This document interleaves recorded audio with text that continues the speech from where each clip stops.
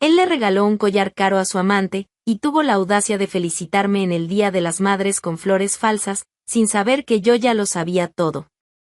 Me llamo Nayara, y esta historia comienza cuando la última alternativa se convirtió en la única.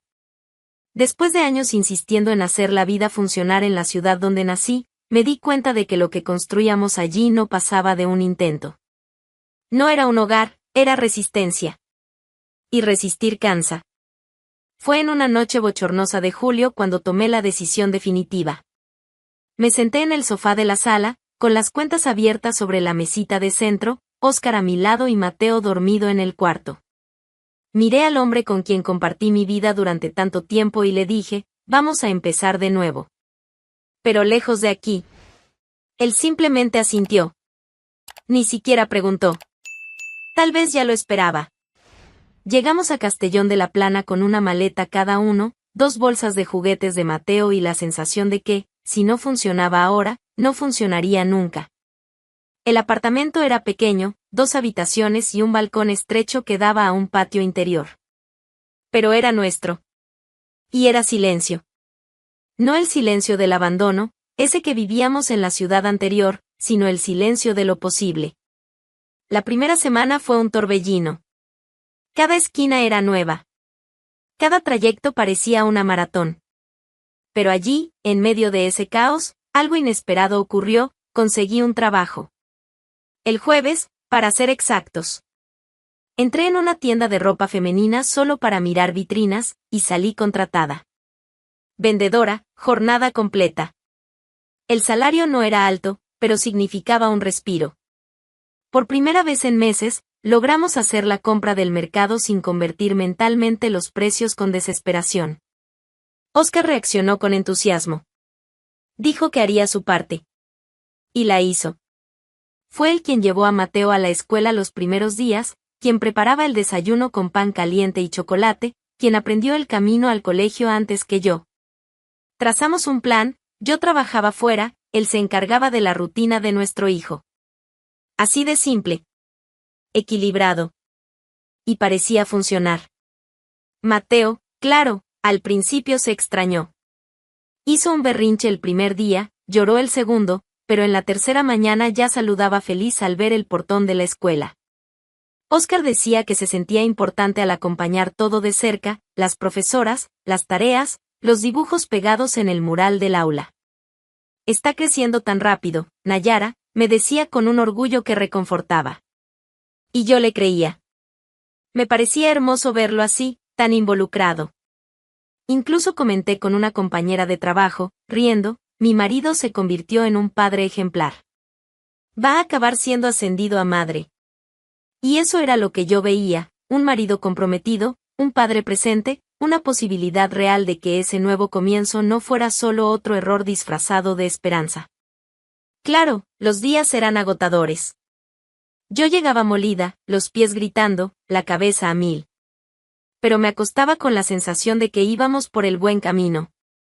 Aquella ciudad podía no ser nuestro origen, pero quizás podría ser nuestro destino.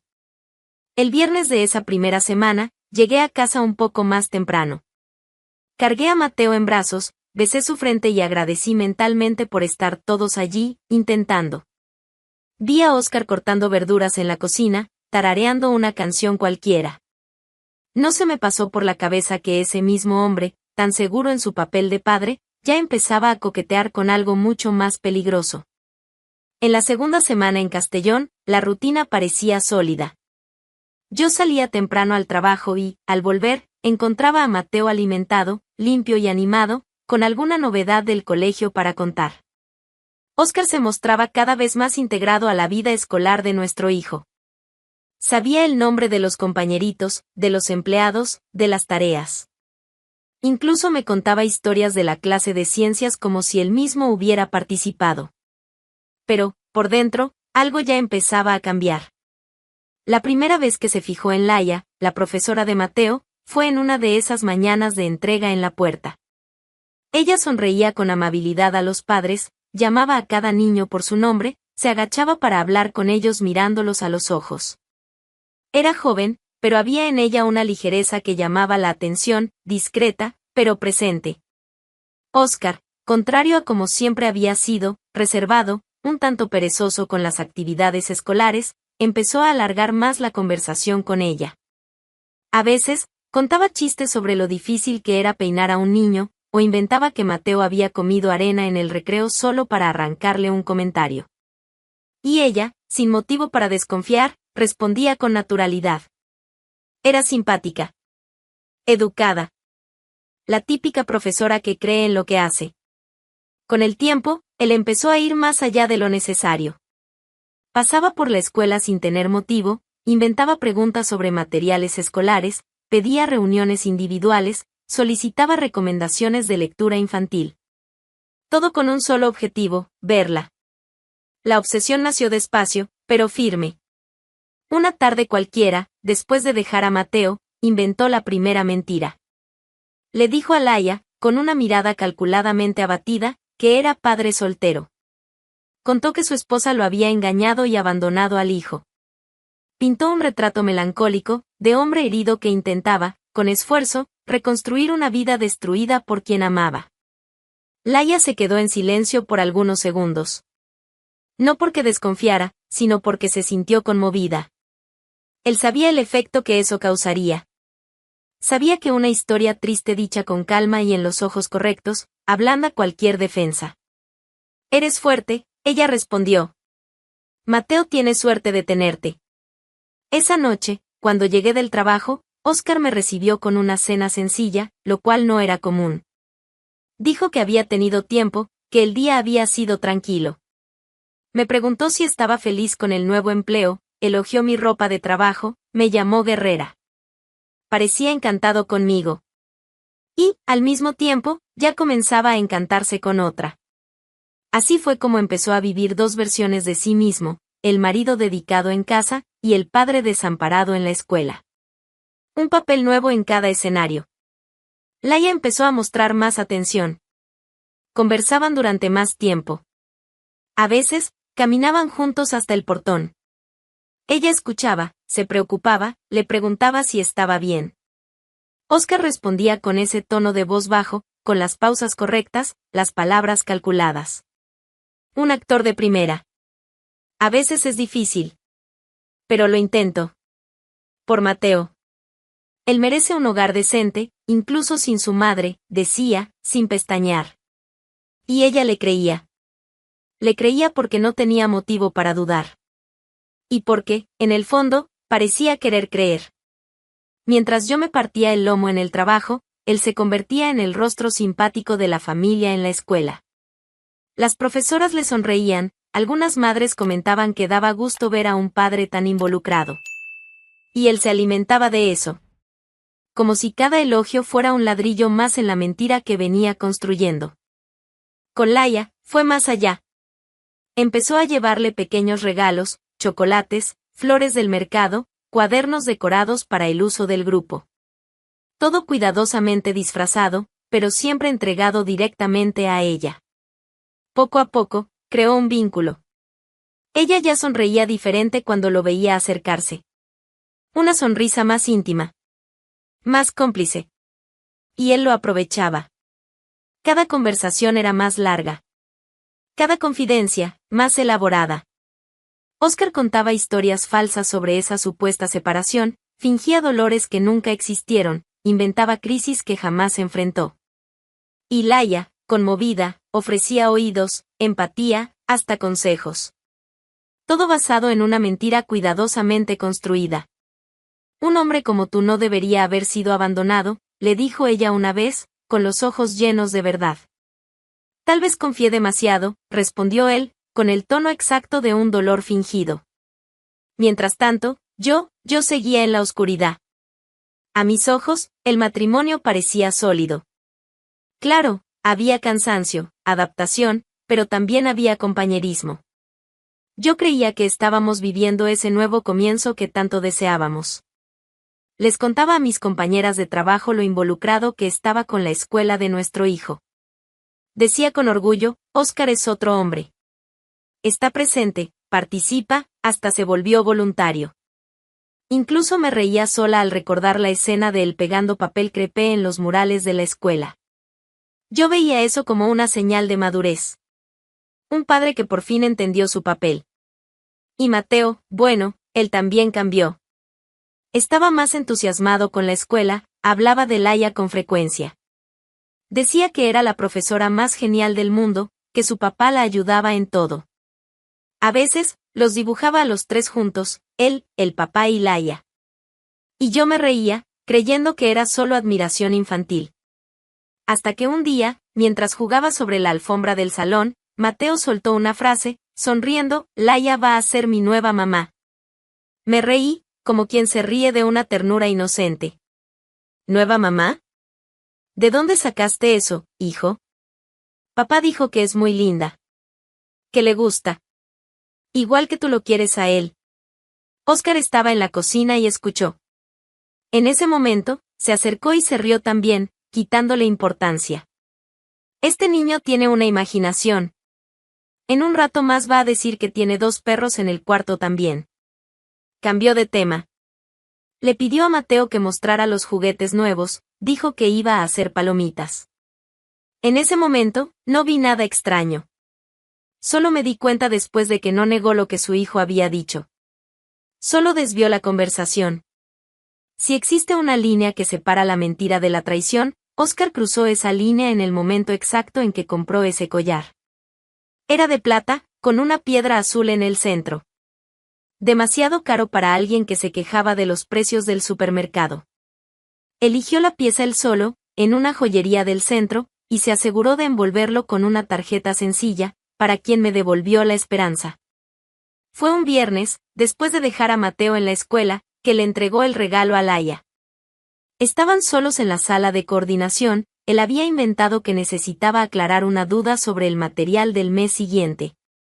Laia, sonriendo como quien recibe una flor inesperada, se quedó sin palabras.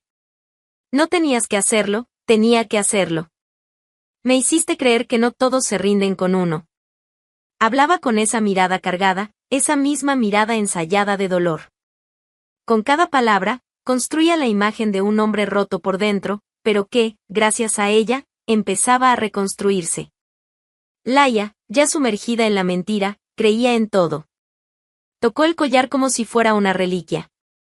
Y respondió con algo aún más peligroso que la confianza, estoy aquí, cuando quieras dejar el pasado atrás.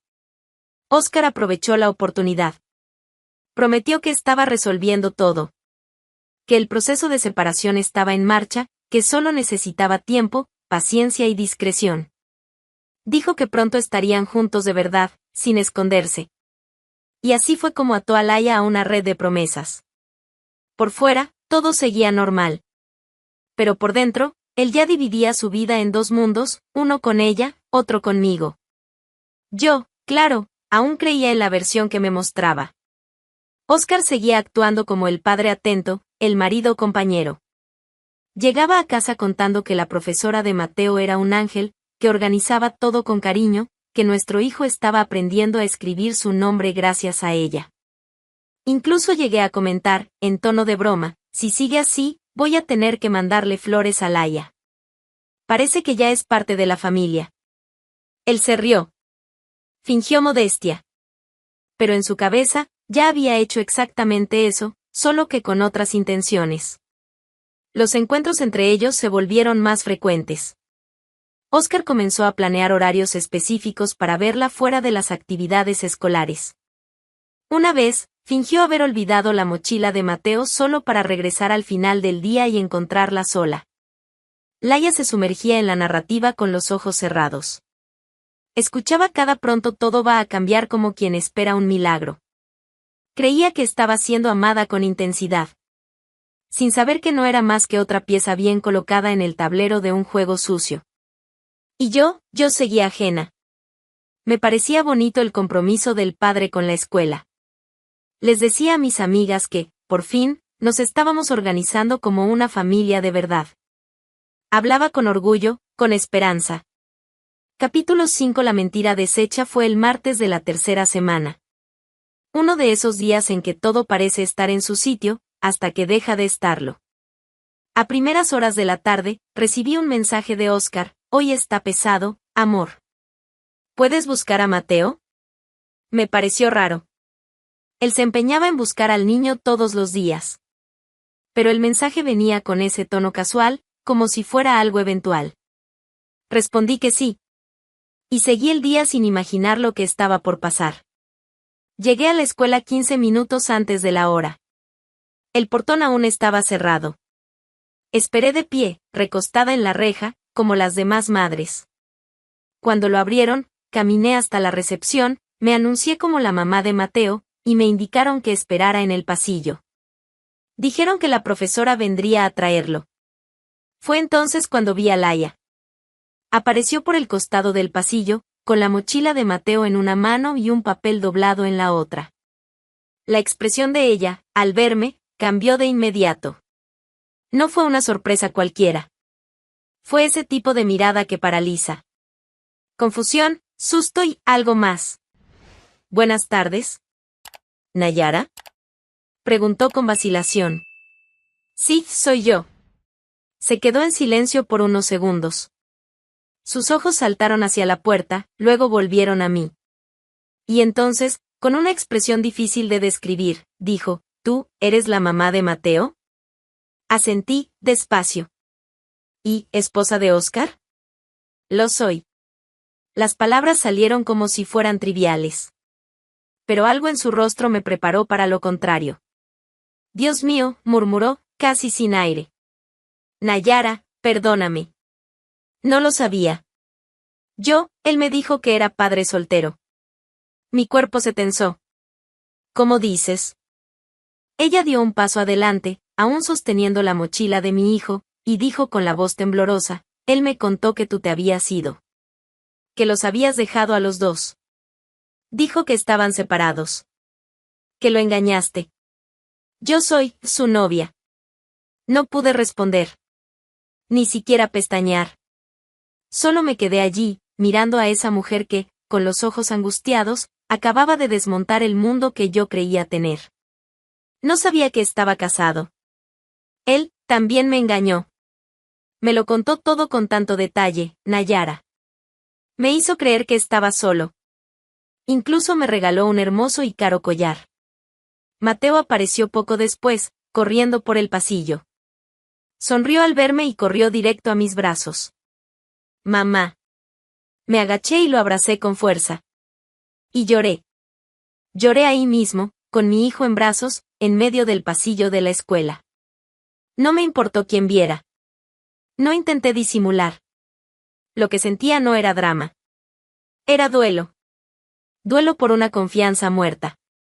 Por un matrimonio enterrado sin aviso. Mateo sostuvo mi rostro y preguntó, mamá, ¿por qué estás llorando? No pude responder. Solo lo apreté aún más contra mí. Tomé la mochila de la mano de Laia sin decir una palabra. Ella todavía intentó balbucear algo, pero yo ya estaba de espaldas. Salí de la escuela con mi hijo de la mano. Y esta vez, Castellón ya no parecía una nueva oportunidad. Parecía una trampa donde la verdad finalmente me alcanzó. Nos fuimos. Yo con el rostro mojado, los ojos rojos. Mateo, callado, dándose cuenta de que algo había cambiado. Y cambió. Esa noche, él llegó a casa como si hubiera pasado el día resolviendo hojas de cálculo, pagando cuentas y soñando con la paz mundial. Entró con una sonrisa en el rostro y, en las manos, un ramo de flores. Flores de plástico. De esas que se ven en la entrada de un cementerio o en el mostrador de una tienda de barrio. Eran moradas. Unas 3 o 4 bien abiertas, y un lazo dorado torcido. ¡Feliz Día de las Madres! Dijo, con el entusiasmo de quien cree que un lazo puede tapar un abismo. Yo estaba sentada en el sofá con Mateo dormido en mi regazo. La mochila de la escuela aún tirada en el suelo, la cabeza hirviendo, y las palabras, martillando desde la tarde. Cuando vi las flores, me reí. De verdad. Una risa corta, seca. Risa de quien ya no aguanta acumular decepciones y aún recibe decoración de funeraria como gesto de cariño. ¿Flores de plástico, Oscar? Él parpadeó, confundido, y sonrió aún más, intentando mantener el ambiente. Duran más, ¿no? Como nosotros, firmes, resistentes. Me levanté despacio, coloqué a Mateo en el sofá con cuidado, y fui hasta él. Tomé el ramo de sus manos. Lo levanté bien alto. Y se lo lancé al pecho con fuerza. Firmes, resistentes, mentiroso, descarado, ¿quieres que siga? Él se quedó quieto, con la sonrisa desvaneciéndose. Estaba a 1 centímetro de explotar, pero en lugar de eso, fui clara, estuve en la escuela hoy. En ese instante, palideció. Su rostro se derrumbó. Sus ojos buscaron dónde huir, pero la sala era pequeña. Y yo estaba ahí, con todo. Encontré a Laia. Muy simpática, por cierto. Solo un poco confundida, pobrecita. Tenía dificultad en entender cómo la exesposa traidora apareció viva, con anillo en el dedo, para buscar al hijo en la escuela. Nayara, déjame explicar, no. Hoy no es día de explicaciones. Hoy es día de silencio. Mañana vas a ir a la escuela conmigo. Vas a mirarme. Vas a mirarla. Y vas a contar, con tu boca, la obra de teatro que montaste. Amor, no me llames amor. Amor es cosa de gente decente. Tú estás en el departamento de engaño, sector canallada. No mezcles las secciones. Intentó dar un paso hacia adelante, pero levanté la mano. Fui una tonta, ¿sabes? De verdad. Me quedé aquí pensando que estabas redescubriéndote como padre. ¿Y tú? Descubriendo dónde esconder un collar caro y una mentira. Solo se te olvidó que la mentira cansa. Y cuando cansa, explota. Estaba mudo. Ya no había pose, ni sonrisa. Solo quedaba el hombre común, desarmado en su propia trampa. Nayara, me arrepentí. No quería hacerte daño, perfecto. Entonces mañana vas a tener la oportunidad perfecta para demostrar ese arrepentimiento. Frente a las 2. Porque no voy a tragarme esta historia sola. No vas a escapar de esto. ¿Y Mateo? Mateo es un niño. No tiene la culpa de nada. Pero vas a tener que reaprender a ser padre. Separado. El silencio se volvió pesado. Se sentó en un rincón del sofá, llevándose las manos a la cabeza. Ya no hubo más discursos. Ni cara de víctima. Ni voz suave. Subí con Mateo en brazos, lo puse en la cama y, por primera vez en años, cerré la puerta del cuarto con llave. Al día siguiente, el show iba a continuar. Pero esta vez, con las máscaras en el suelo y los rostros al descubierto. A la mañana siguiente, ya estaba de pie antes de que saliera el sol. Preparé el café. Arreglé la mochila de Mateo. Me puse la ropa más neutra, recogí el cabello como siempre y me quedé esperando a que él saliera de la cama con su cara dura de siempre. Cuando salió del cuarto, todo desaliñado, con el cabello despeinado y ese intento de parecer tranquilo, solo dije, vamos. La escuela abre a las 8. No preguntó por qué. Lo sabía. Y se quedó callado. Entró al auto como quien va a su propio velorio. Y, de cierta forma, lo era, el entierro de su mentira. Llegamos 10 minutos antes de la hora. Entré primero. Fui directo a la sala de coordinación y pedí hablar con Laia. Cuando apareció en el pasillo, me vio de nuevo y se detuvo en el mismo punto donde se había detenido el día anterior. Pero esta vez, había firmeza en su mirada. Él está aquí, dije. Va a ser ahora. Oscar vino justo detrás. Cuando vio a las dos de pie, esperando, se detuvo en la puerta como un niño a punto de ser regañado por la profesora y la madre al mismo tiempo. Nos quedamos los tres ahí. Nadie quiso sentarse. Habla, Oscar. Vamos. Ahora puedes contar la verdad, dije, con los brazos cruzados. Y míranos bien a los ojos mientras hablas. Carraspeó. Tragó en seco. Y trató de empezar, yo mentí. A las 2. Inventé una historia porque, me sentía perdido, y, ¿perdido? Interrumpió Laia, con voz dura. Me regalaste un collar diciendo que la madre de tu hijo se había ido. Lloraste contándome cómo te había traicionado. Y a mí, agregué, me trajiste flores de plástico.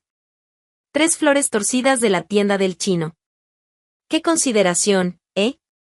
El lujo para la amante, la basura reciclada para la esposa. Oscar bajó la cabeza. No dijo nada. Tuviste tiempo de comprar un collar caro, inventar una novela mexicana, mentirle a 2 personas al mismo tiempo. Pero se te olvidó ser hombre una sola vez, continué. Una vez. Me arrepiento, Nayara, no. Te arrepientes porque te descubrieron. El arrepentimiento verdadero no viene con perfume de mentira barata. Laia cruzó los brazos, aún más firme. Creí en todo. Porque decías cada palabra con dolor en los ojos. Me hiciste sentir lástima. Me hiciste enamorarme de algo que ni siquiera existía. Me usaste. Él intentaba contener las lágrimas. Y lloró. No ese llanto sincero de quien ha perdido el suelo, sino el llanto confuso de quien pierde el control de su propia farsa. Basta. Dije. Ahora te vas a casa, haces tus maletas. Y te vas. Hoy. Oscar intentó justificarse, pero no hubo espacio. Ya había dicho lo que tenía que decir. Y Laia, que el día anterior me había mirado con culpa, ahora me miraba con respeto. Volvimos en silencio. El camino al apartamento fue corto. El camino de regreso de quien lo ha perdido todo. Cuando llegamos, entró al cuarto y empezó a empacar lo básico, ropa, documentos, los zapatos que nunca lavaba, y la botellita de café que decía mi día solo empieza después de ti. Irónico. Mateo veía dibujos en la sala. Ni se dio cuenta del alboroto. Hasta que preguntó, ¿por qué papá está metiendo cosas en la mochila? Me agaché frente a él. Respiré hondo, sin dramatizar. Papá va a vivir en otro lugar ahora, hijo. Pero va a seguir viéndote, ¿está bien? Mateo se quedó callado un rato. Luego, solo asintió con la cabeza. Y así terminó. Oscar se fue con una maleta al hombro y la vergüenza pegada a la piel. No miró hacia atrás. No hubo abrazo, ni disculpa. Solo la puerta cerrándose y el sonido de algo que no volvería más. El divorcio fue rápido. Oscar no tuvo valor de disputar nada. Firmó los papeles con la misma expresión vacía con la que salió de casa aquella mañana. Sin discurso. Sin resistencia. Solo firmó. Yo entregué todo a la justicia sin rencor. Solo quería paz. La custodia quedó conmigo, como ya se esperaba, y se acordó que él vería a Mateo cada 15 días. En los primeros meses, incluso intentó mantener el ritmo. Llegaba los domingos con bolsas del supermercado y juguetes de plástico. Pero con el tiempo, fue alejándose. Las visitas se volvieron llamadas. Las llamadas, mensajes. Luego, silencio. Mateo lo sintió. Al principio, preguntaba más. Luego, menos. Un niño no entiende todo, pero lo siente. Yo intentaba no alimentar promesas vacías. Siempre le decía la verdad de una forma que pudiera procesar. El papá te quiere, solo que no sabe muy bien cómo demostrarlo. Y la vida siguió. Poco a poco, fui reencontrándome. Retomé mi ritmo en el trabajo. La tienda fue creciendo. Me ofrecieron el cargo de supervisora y lo acepté sin pensarlo 2 veces. Por primera vez, era solo por mí. No por nosotros. Solo por mí. Y fue en esa etapa que conocí a Daniel. Apareció como suelen aparecer las cosas buenas, sin aviso, sin ensayo. Un padre de una niña de la escuela de Mateo. Charla va, charla viene, empezamos a compartir más que la entrada del colegio. Era diferente. Simple. Amable. No me prometía el cielo. Me ofrecía tierra. Tenía una calma en la mirada que me desarmaba. Hablaba con cuidado, escuchaba con atención. Y, lo más importante, trataba a Mateo con un cariño sincero. Sin forzar cercanía. Sin querer ocupar un lugar que no era suyo. Nos vimos varias veces. Almuerzos ligeros, caminatas cortas, conversaciones sin prisa. Y fue en una de esas conversaciones que él, con mucho tacto, me preguntó, ¿Has pensado en vivir con alguien otra vez? Sonreí. Y respondí con firmeza, ya lo pensé. Y decidí que no. Por ahora, no. Esta casa es de Mateo. Es mía. No quiero que se convierta en escenario de nadie más. No ahora. Él lo entendió. Y más que eso, lo respetó.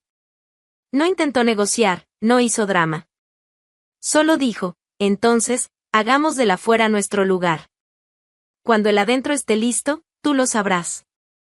Ya no era la mujer que aceptaba verdades a medias por miedo a perder a alguien. Ahora tenía lo que antes me faltaba, claridad. Sobre lo que quiero. Sobre lo que no acepto. Y sobre lo que nunca más voy a permitir. ¿Amar de nuevo? Sí. Siempre que la vida lo permita. Pero nunca más a costa de mí misma. Hoy, cuando miro hacia atrás, no me reconozco en aquella mujer que creía que flores de plástico eran señal de cariño. Ni en la que ignoraba señales para no ver la verdad. Hoy, me reconozco aquí. En este silencio limpio, en esta rutina nuestra, en este hogar pequeño, pero real. Y si hay algo que aprendí, es que podemos perder mucho, pero nunca lo perdemos todo. Porque cuando decidimos no aceptar migajas, lo que queda, es lo que vale. Hay hombres que todavía creen que pueden engañar a una mujer con regalos baratos y discursos ensayados. Olvidan que podemos tardar, pero cuando descubrimos la verdad, lo resolvemos todo de una vez, y con clase. Comenta aquí abajo, ¿ya viste algún Oscar por ahí? Y no olvides suscribirte al canal, porque aquí, la mentira tiene fecha de caducidad.